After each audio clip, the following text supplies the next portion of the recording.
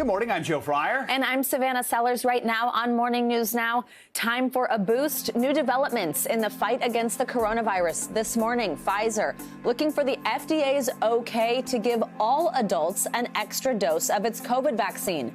The promising trial results being reported as new coronavirus cases increase ahead of the holiday travel season. Plus, hundreds of thousands of the youngest Americans have gotten their shots just a week after the rollout. An update on the push to vaccinate kids as young as 5. Federal Express, the White House pushing a new multi-billion-dollar plan to clear out the backup at U.S. ports and get items back on store shelves. And all this before the president's infrastructure bill is even signed into law. Inner battle. As Veterans Day approaches, we explore the sacrifices and struggles of those who served, the mental health issues they face even after they come home, and one program that's trying to help. In her own words, a Holocaust survivor shares her story with NBC News Now on a somber anniversary. It's been 83 years since the night of the broken glass, when Nazis killed dozens of Jews and burned down their synagogues. The synagogue was ablaze. The fire was coming through the roof. The glass is crunching under my feet. Why she says those painful memories from when she was just 10 years old should serve as a reminder to Americans today. That is a powerful story we'll have for you at the end of this hour, and we're happy to have you with us on this Wednesday morning. It is Wednesday. Yeah, I get Christmas now. I'm wearing pink. All right, this morning, Pfizer is asking the FDA to make every adult eligible for its COVID booster shot. Right now, only some groups can get the Pfizer booster 6 months after their second dose. That includes older Americans and all adults who have underlying conditions or work in high-risk settings. The FDA could grant this request possibly before Thanksgiving and well ahead of holiday travel and gatherings, a time when experts are worried cases could rise. That would open the door to millions more Americans getting a third dose. Well, Pfizer tries to expand its booster rollout. A small dose of the company's vaccine is already going into the arms of children. The CDC says more than 432,000 kids between the ages of 5 and 11 have received their first dose. The CDC authorized the kids' shot last week. NBC News correspondent Heidi Presbella is at an elementary school in Maryland with the latest on the kids' vaccine rollout. Dr. Bob Lahita is joining us to answer some of our more pressing questions about the pandemic, including boosters. Let's start with Heidi. So that elementary school where you're at has been turned into a pop-up vaccination site. How's it going there so far? What are you hearing from parents? Yeah, Joe, we were here for a couple of hours yesterday, and business is pretty brisk. This is what we're expecting according to the data, that just like with adults, there's about a third of the population that's really eager to get out there and get those shots. So the county executive told us that she's expecting this to be the case for a couple of weeks at least, and that parents feel very comfortable coming to this type of a setting that is familiar to them in the schools. As far as the parents themselves, well, they told us they're just relieved. It's really amazing, Joe, to talk to some of these parents and realize some of the disruption that's still going on in their lives. Parents who are still homeschooling, afraid to take their kids to the elementary schools, as well as all of those emails we keep getting about constant exposures. Here it is from a couple of moms.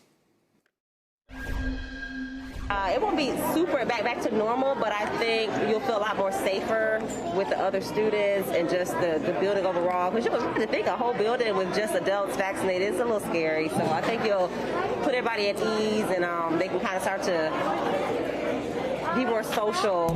Now that they are vaccinated, I feel a little better with them being vaccinated, so that if they were to catch it, the vaccine will help fight it for them. I won't be scared as much.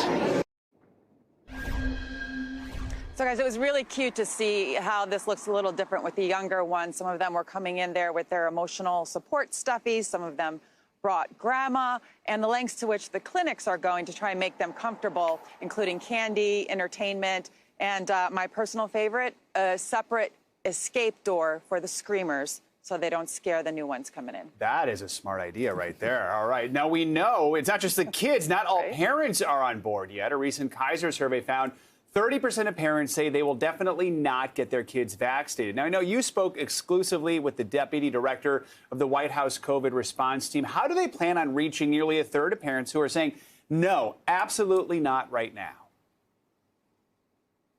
You know, and I also want to point out, Joe, that's double the number of adults who initially said definitely not, which was only about 15%.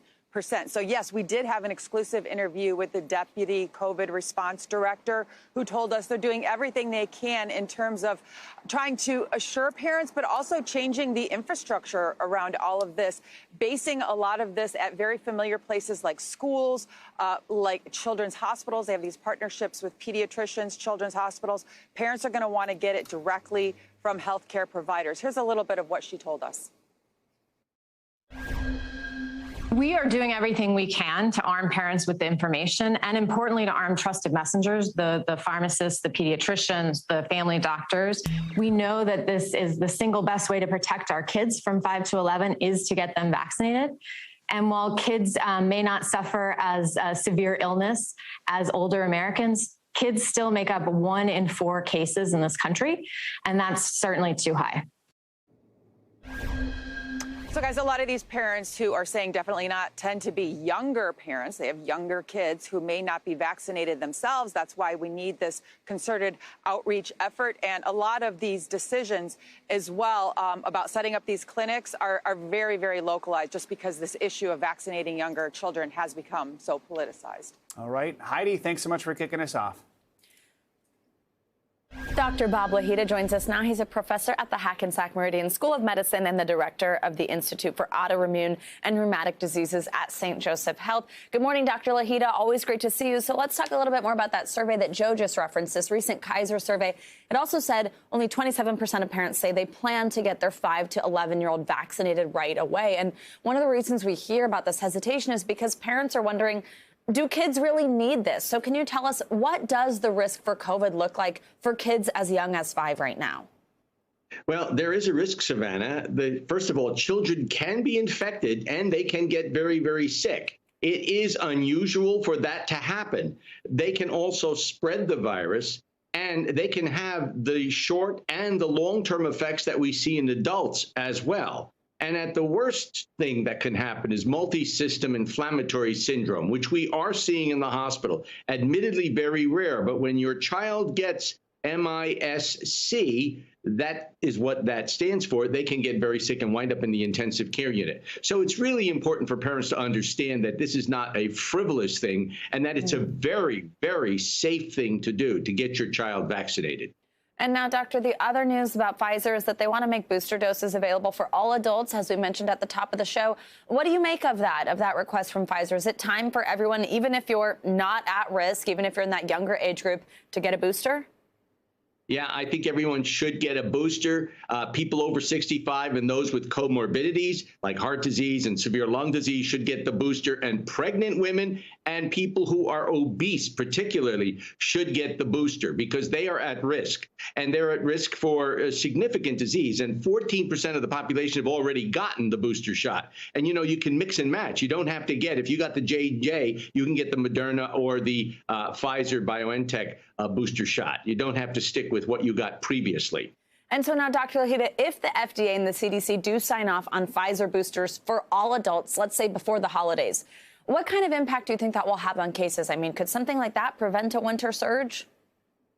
Yeah, Savannah, we've always been concerned about the winter surge, particularly, you know, Thanksgiving is next week. Everybody gets together with their family members, some vaccinated, some not vaccinated. And this is a potential for a spike. And we're seeing it in other countries, but we don't want to see the Delta variant going bananas here during Thanksgiving and later during Christmas.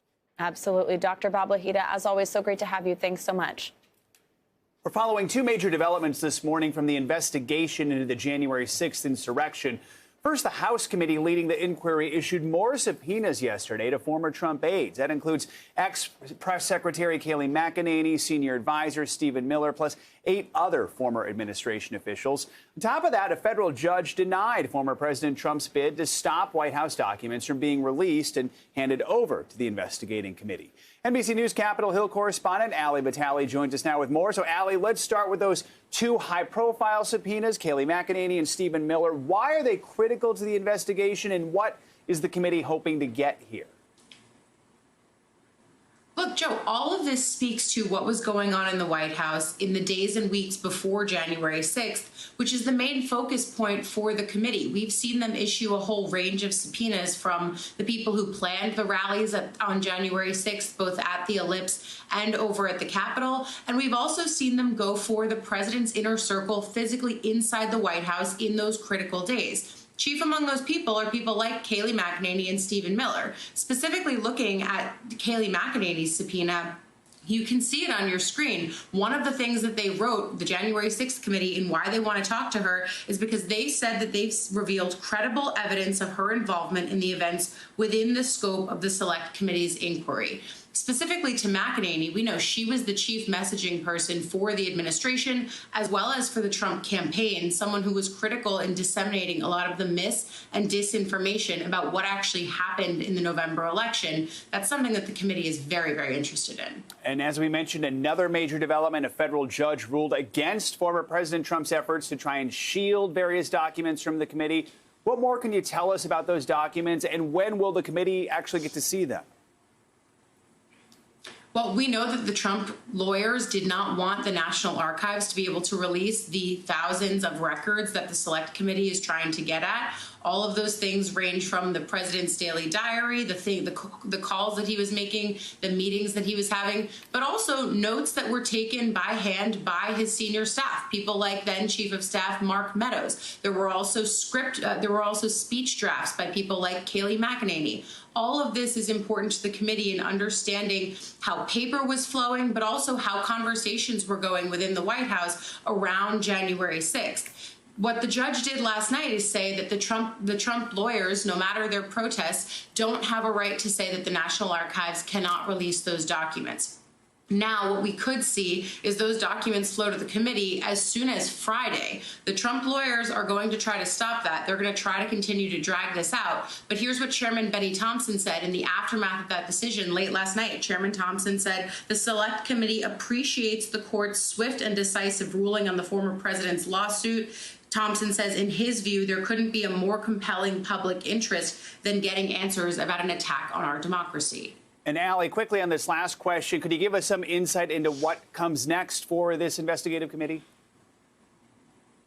We know that they've continued to do depositions. I actually caught up with Chairman Thompson just a few days ago on the Hill, and I asked him, are they doing those depositions physically on the Hill? In some cases, yes, they're doing them in remote locations around the Capitol complex. But in other cases, he told me that there have been staff from the committee flying around the country, places like Arizona, Georgia, Michigan, talking with people, some people voluntarily coming forward to the committee. Others were seeing these subpoenas come at a much quicker clip. The thing that we always talk about here, Joe, when we talk about the January 6th committee's work is how quickly they want to go. The Trump legal team is going to try to slow this down, both in regards to the National Archives documents that they're seeking and also in terms of the subpoenas that are being issued to people in Trump's inner orbit. But at the same time, the committee's working ahead as quickly as they can. All right. Allie Vitale, thank you so much. With the holidays just around the corner, ongoing supply chain bottlenecks are threatening to derail many people's plans. With congestion at ports as one of the biggest holdups, the White House says the recently passed infrastructure plan will be key in relieving those backups. Today, President Biden is headed to the port of Baltimore as part of a week-long mission by his administration to show the legislation's real-world impact. NBC News White House correspondent Mike Memoli joins us now. Hey, Mike, good morning. So how does the president say that this recently passed infrastructure plan is going to directly help with these supply chain problems that many of us are feeling? What's so interesting about this, Savannah, is when the president first proposed his infrastructure plan, supply chain concerns were really not on the radar. So the fact that this long-awaited roadshow that begins today with a short trip to Baltimore is focused on it speaks to the real political peril the White House sees in this issue around the holidays. And what the president's going to be doing is laying out first some of the administrative steps his administration announced yesterday to free up some grant money to help ports do some infrastructure projects with existing monies. But the bigger issue is going to be $17 billion in this bipartisan plan that will go go to ports, but not just for ports. There's a larger rail project that the Port of Baltimore specifically will benefit from. It will expand the capacity of the port more than double once they do a rail tunnel project that's been long delayed. Now that this money is finally on its way, almost, then this will really have a big impact. It's not one of the ports that's really the biggest bottlenecks out on the West Coast, but it's one that the president can spotlight some action early on as we get ready for a larger roadshow by the administration going forward. Yeah, so tell us more about that roadshow. So the president and several secretaries are going to go on this roadshow to promote this, but he still hasn't signed it into law. So walk us through when this is happening, what's behind the delay of it being signed in, and what's this roadshow going to look like?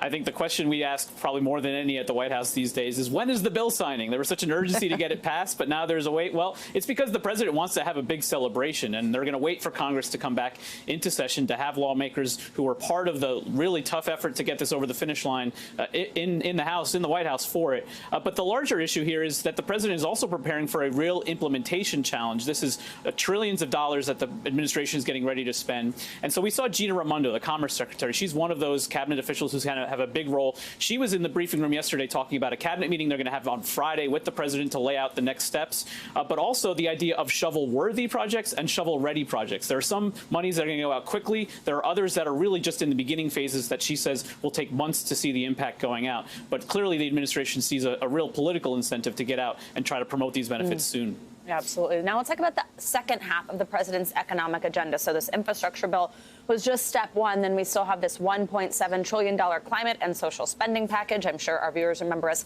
talking so much about this. Well, it still hangs in the balance. Where does that bill stand? Yeah, well, with Congress out of town this week, that's really been sort of on the back burner, as it were. But the big thing that we're waiting for before this can move forward is something called the score. The Congressional Budget Office really essentially says, how much will this cost? Will this raise the deficit? Will it actually provide a surplus? That we don't expect for at least another week. And some of those moderates who've been so key here are waiting until they see that. But the president last night, speaking to Democratic National Committee fundraiser, really laid out the urgency and the benefits that he sees coming. Let's take a listen to what he had to say last night. The bottom line is legislation is going to change the lives of the American people. And they expect us to deliver when they elected us, and we did. And now we need to do it again with the Build Back Better initiative for struggling families with child care, elder care. And it's going to be life-changing. What's interesting is the Congressional Budget Office score of the bipartisan plan found that it actually raised the deficit. So that's interesting when you hear moderates, even Joe Manchin, saying that they want to ensure that the larger reconciliation plan won't add to the deficit, considering what they've just passed already will. Absolutely. All right, Mike Memoli in what I think I spy is a new Pink Wednesday tie, and I love it. Just Thank you so much. I love it. Thanks, Mike. Good to see you.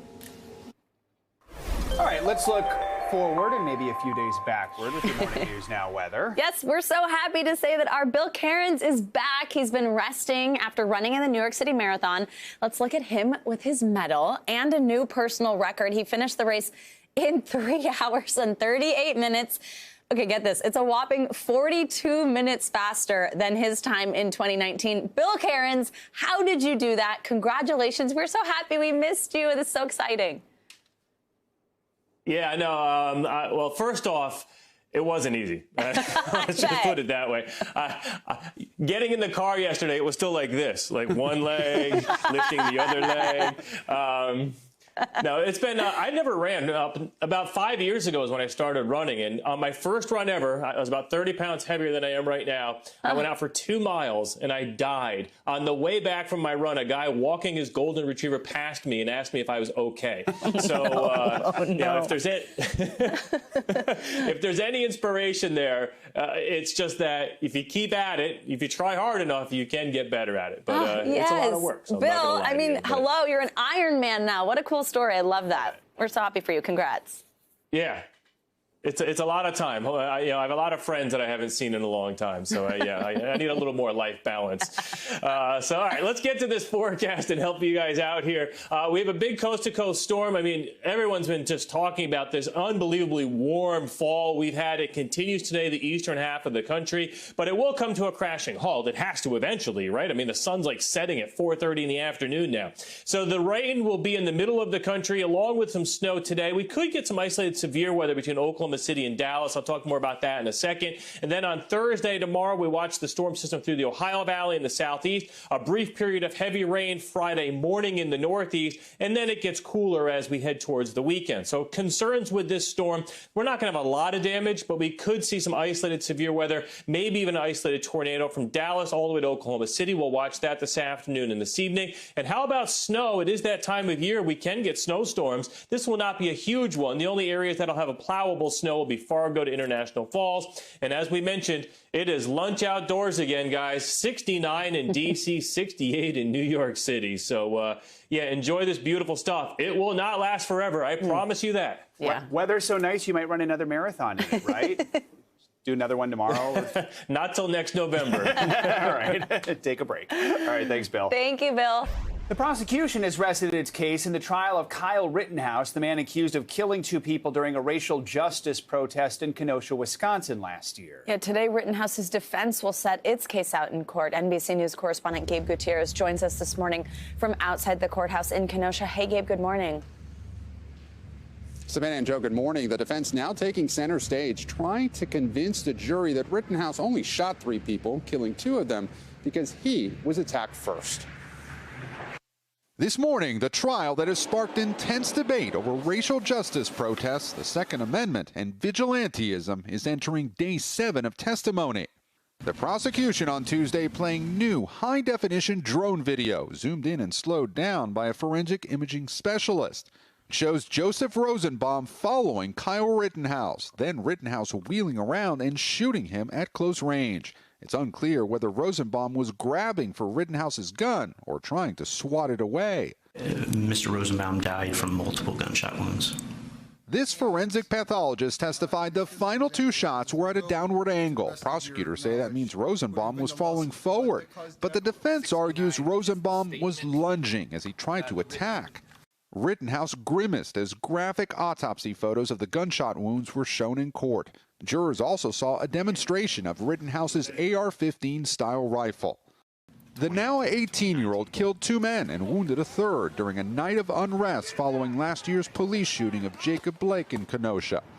Prosecutors have tried to portray Rittenhouse as an aggressor who was looking for trouble, but at times their own witnesses bolstered Rittenhouse's claim of self-defense, the man he shot in the bicep admitting during cross-examination. It wasn't until you pointed your gun at him, advanced on him, with your gun, now your hands down, pointed at him, that he fired, right? Correct. The defense calling as its first witness a man who said he went to the demonstrations to protect a car dealership. He says he saw Rittenhouse shortly after the gunfire. He repeats, I just shot someone, over and over, and I believe at some point he did say he had to shoot someone. The judge also just dismissed one of the 7 charges against Rittenhouse, a curfew violation. Now, during opening statements, the defense indicated that Rittenhouse himself would testify, but the timing of that testimony is still unclear. Savannah and Joe. All right, Gabe Gutierrez, thank you so much. Police in New Jersey continue to search for a missing 14-year-old girl. She was last seen nearly a month ago inside a deli. Her family is hoping her search will get the same attention as the disappearance of Gabby Petito. NBC News Now correspondent Zincle Asamoah has the latest. Searches continue for a missing girl in New Jersey. More than 3 weeks missing. 14-year-old Jashia Moore went to an East Orange deli and never returned. I haven't slept. I haven't ate. I'm trying to keep myself healthy, but it's hard. Imagine if it was your child missing. How would you feel? Her mother, Jamie, pleading for her safe return. Please let her go. Let her go. She's 14. That's right. She has not lived. Jashia last seen the morning of October 14th at Poppy's Deli store. Police say video from inside showing the teen entering the store with a man, though they did not leave together. Authorities haven't released that footage. The male on the video seen with Jashia that day has been fully cooperative, given full cooperation in this investigation. Now the family calling for attention to her case and the community rallying for change. The high-profile case of influencer Gabby Petito sparking new dialogues about about coverage of missing brown, black, and indigenous people. We know that Gabby Petito, which is a very, very notorious case that was constantly in the news, did yield results and information. Local police and the FBI are investigating, asking the public for a thorough clothing description if Jeshaya is seen. Essex County now offering a $15,000 reward after an anonymous local business owner chipped in, according to East Orange Mayor. Meanwhile, the family, heartbroken, searching for their daughter, and law enforcement searching for leads. Shaya, come back. I love Shaya. And say, I miss you. I miss you. That was Zincle Esimwa reporting for us. Police are expected to give another update on the case later today. A prayer service is planned for Friday outside of the East Orange City Hall. Let's now take a look at what's making news around the world this morning. Claudio Lavanga is with us from Rome. Claudio, good morning. Morning, Joe. Morning, Savannah. Well, a local TV news channel in Belarus is reporting that an American man who's sought after in connection to an assault to a police officer during the attack on Capitol Hill on January the 6th has now asked for political asylum in Belarus. Now, the man is called Ivan Newman, and he's wanted by the FBI on 6 criminal charges that Newman has dismissed as political persecution. Now let's move to Singapore, where the health minister has said that starting from today, the state will no longer cover medical costs for COVID-19 patients who have decided not to get vaccinated, even though they are eligible to it. Now there are more than 80% of residents in Singapore who's taken the vaccination, and that is a very high vaccination rate, but the constant flow of severe patients and cases have put the health system under a lot of strain, and the authorities are hoping that the new measure will convince anti-vaxxers to finally get the job. And last but not least, a pair or a couple of diamond bracelets that once belonged to the last Queen of France, the disgraced Marie Antoinette, have sold at an auction for $8 million. Now, the precious bracelets, who are made up of 112 diamonds, imagine how sparkling that is, were shipped away by the Queen right before she was guillotined by the rebels during the French Revolution. Well, now the bracelets sold for $8 million, which is double the initial estimate. Clearly, the buyer has lost his or her head over them.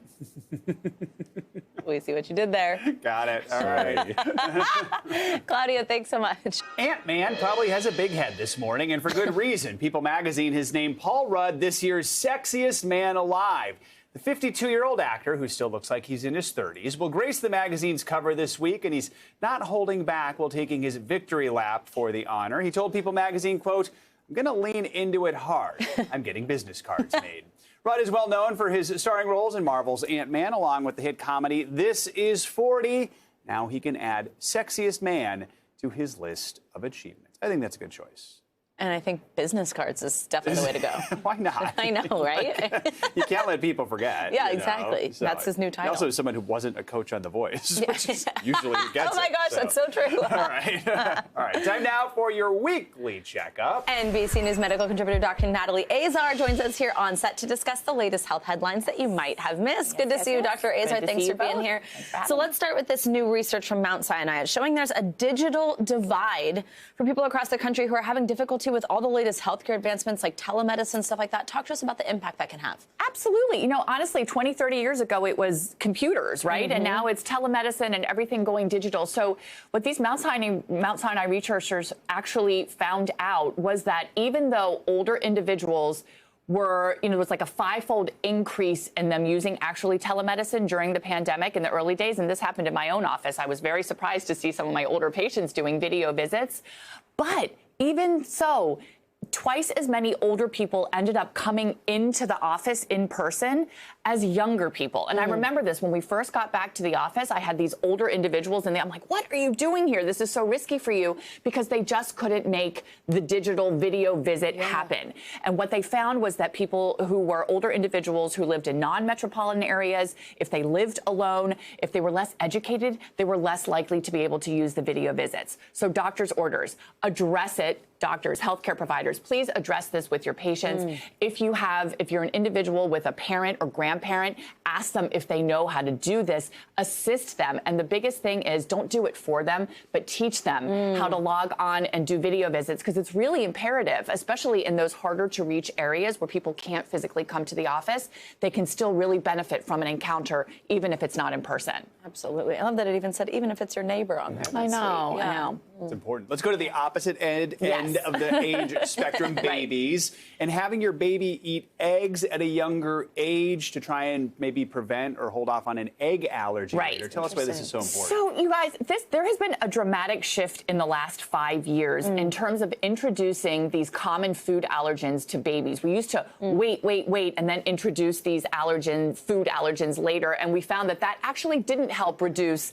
the incidence of allergies. So what this study found was that if kids were not introduced to eggs by 12 months, they were much, much more likely to have an egg allergy at 6 years. And egg allergy is the second most common food allergy in the world. The doctor's orders here are very, very clear.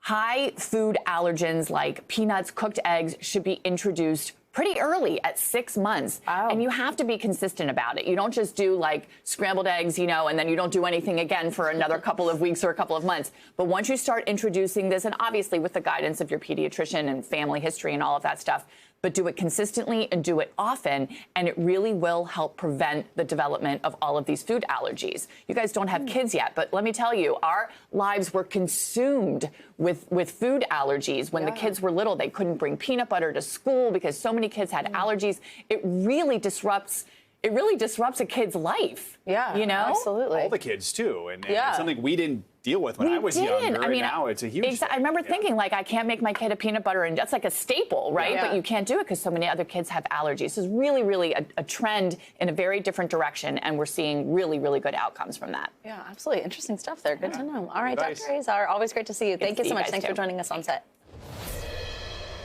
Ahead of Veterans Day, as part of our NBC series, Those Who Serve, we want to take a closer look at a major issue plaguing former service members, their mental health. That's right. Many veterans suffer from PTSD and other health problems after returning home. NBC News correspondent Cynthia McFadden has more on one program hoping to help the next generation. For nearly 15 years, Blair Morin served as a military medic, including on the front lines in Afghanistan. Lost a lot of friends fighting for pieces of property. He says the withdrawal was hard to watch. The guys that I couldn't bring home, I carry them with me. Still? Still. Blair himself suffered a traumatic brain injury and started experiencing PTSD. When you talked to your commanding officer, what did he say to you when you said you thought you might have PTSD? I was actually told that PTSD is not a real thing. I felt like I was digging into a hole, and I was yelling for help, and instead of throwing a rope, I had dirt kicked down on me. At his lowest point, Blair says he got a glimmer of hope at a veterans fundraiser at Fenway Park. Another veteran got up, and he was telling his story. He actually said when he decided to reach out was when he had decided to take his own life. I was there. You had those thoughts too? It was a step further. I had a plan. Blair was about to become part of a staggering statistic: the 30,000 post-9/11 vets and service members who have died by suicide, 4 times the number who died in combat. But the vet who spoke at the fundraiser that day spoke about a sort of mental health boot camp, where it said veterans can get more hours of therapy in 2 weeks than they would in a year. It's at a place called Home Base, and it's free, funded by the Wounded Warrior Project and run by Mass General. Blair enrolled. From morning to night, their job is to recover. Rather than waiting 7 more days for the next 15-minute session, they're able to apply in real time what they've learned for the life that lives outside of these 2 weeks. Dr. Louis Chow is a clinical psychologist who helps run the program. There is this incredibly powerful belief that I didn't do enough, I failed, I should have done more. And that gets echoed hundreds, thousands, tens of thousands of times.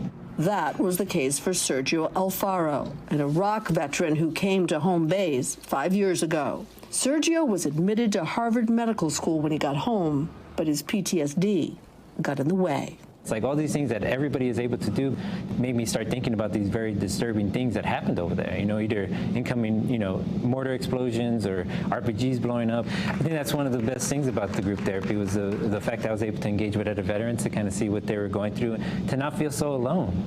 What do you think life would have been like if you hadn't found your way here? Hey, it's okay. It's okay. I wouldn't be alive right now. Blair said the same. I'd be huddled up in my basement, avoiding life. My children wouldn't have a father. My wife would be a single mother. Worst case, I just wouldn't be here. His advice for other veterans who are struggling right now? You didn't do this alone in the military. You're not doing it alone now. Reach out. Cynthia McFadden, NBC News, Boston.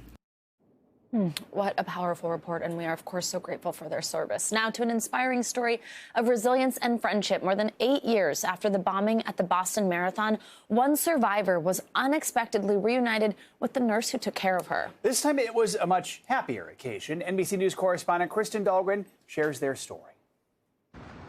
When Jackie Webb was rushed to the hospital for an emergency C-section, memories came flooding back. The last time I was rushed into the hospital was from the bombing. The Boston Marathon bombing. Jackie and then boyfriend Paul Norden both severely injured. Paul lost his leg. When we first got injured, I wasn't sure if I wanted to have a child anymore because I didn't know if I'd be able to, teach her to ride a bike, run with her. Their lives forever changed. Jackie spent weeks at Tufts Medical Center. So imagine her surprise when moments after giving birth, she saw a familiar face. Nurse Nicole Casper, who had taken care of her all those years ago. We just jumped right into it like we hadn't seen each other in 8 years, but here we are again. Nicole was now working labor and delivery and helped ease Jackie's fears as they renewed their bond over a sweet little baby named Ella. When you see somebody in the worst of times, then you get to see them in the best of times. It's not something that you often get as a nurse. So this was amazing. And this time they were also joined by Paul. I heard about him the whole time she was in the hospital because he was trapped at a different hospital. So it was great to meet them both, see them together as a couple, and to see this beautiful baby. A family no longer focused on tragedy. I think that, it was a silver lining of having her. We maybe didn't anticipate that, but it's not in the forefront of our lives anymore. A friendship once forged in terror, now linked by something much greater. Kristen Dahlgren, NBC News, Boston. U.S. housing prices are soaring heading into this winter season, but with interest rates still low and demand sky high, the question is just how much further will those prices climb? For answers, we turn to NBC News correspondent Vaughn Hilliard reporting from Phoenix. This particular house in 2019 probably would have gone for about $350, $300. And now? $550, and it is a total rehab. So you're talking about a $200,000 climb in 2 years? In 2 years. 36% in 1 year. And the market, where's it going? Market's going up. That is the question facing millions of Americans. Just how high will home prices go? Home prices rose in Phoenix over the last 2 years at a faster rate than any other major city. That skyrocketing trend, though, evident across the country. Is the market going to continue to increase?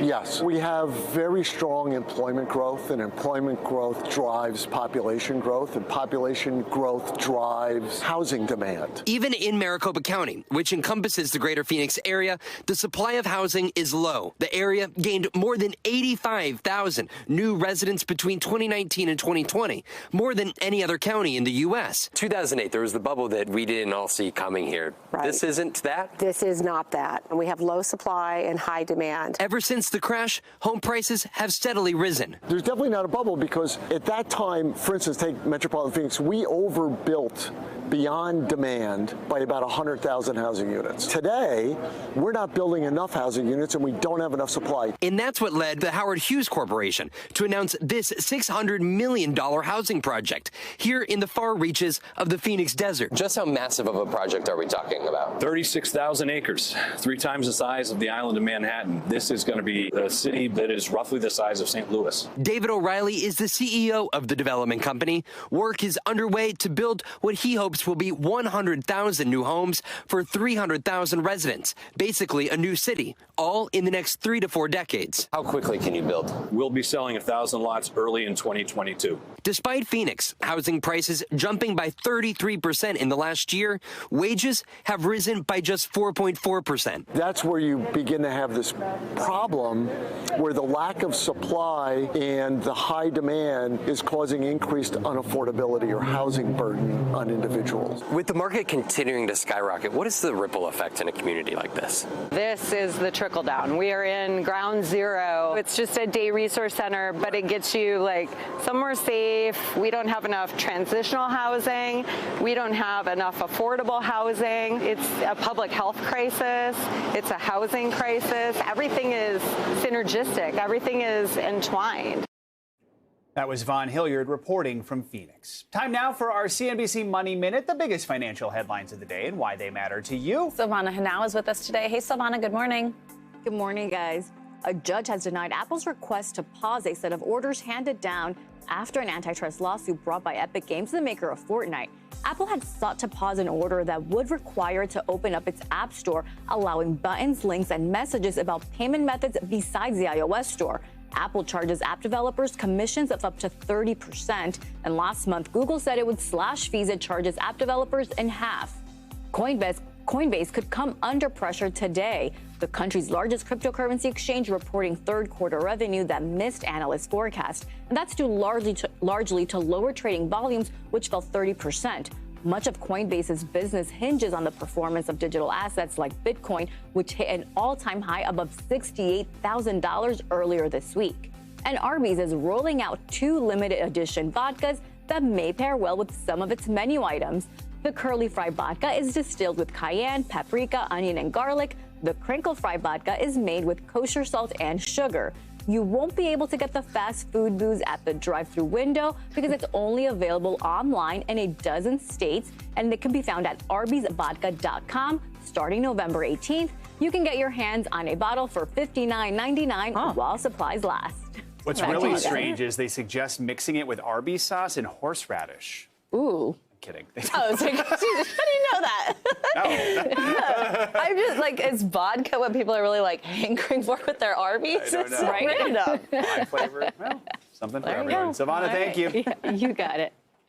Now, a new report shows energy prices are rising as we head into the winter months. Here's NBC News senior business correspondent Stephanie Rule with some tips to help you cut those costs. Hey there, Joe and Savannah. If you are already feeling the heat, the sting from higher heating bills this season, you're not alone. And a new government report out says we should expect higher costs to heat our homes this winter. But fear not, there are programs out there to help you hold down those bills as the temperatures go down. It looks like an expensive operation. But John and Mary DiUlio are paying nothing today. In 95% efficiency, I'm only getting about 67%. To get their Connecticut home ready for winter. Did you have a feeling that your house wasn't energy efficient? Is the house normally cold? Oh, we know it's the house was built in 1927.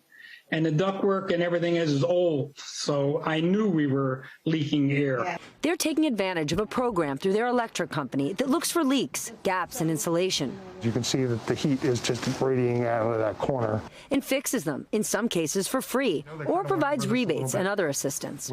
On average, our customers save about $200 annually, as well as we do about $1,000 worth of work in the home that day.